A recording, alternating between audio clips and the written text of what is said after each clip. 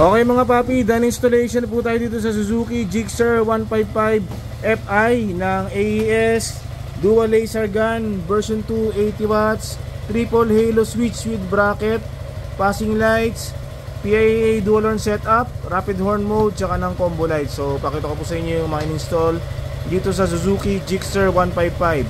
So ito po yung auxiliary light ni sir. Diyan natin nilagay. So meron na siyang built-in dito na crash guard. So dito natin nilagay AES na dual laser gun version 2 na 80 watts po, 4 wires. Bali yung ilaw niyan, 3 mode siya, white, yellow, tapos white and yellow na combination. Okay, so ito yung ginamit nating switch dyan,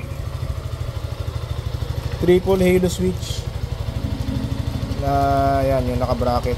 Tapos naglagay tayo ng separate na passing switch kasi gusto ni sir nakahiwala yung passing ng kanyang laser gun. So nag-install tayo bukod dito sa stock na passing switch. So naglagay tayo ng separate.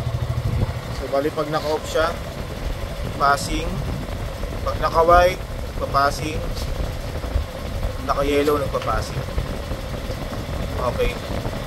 So sa busina, ang install natin dito is PIA horn, dual horn setup. So yung horn selector, horn selector. Bali pag naka-off, stock horn.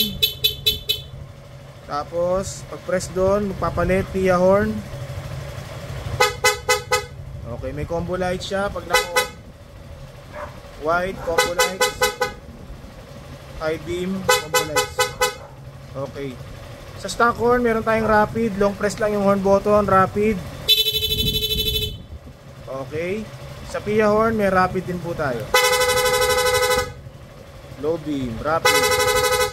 High beam, rapid. Ayun.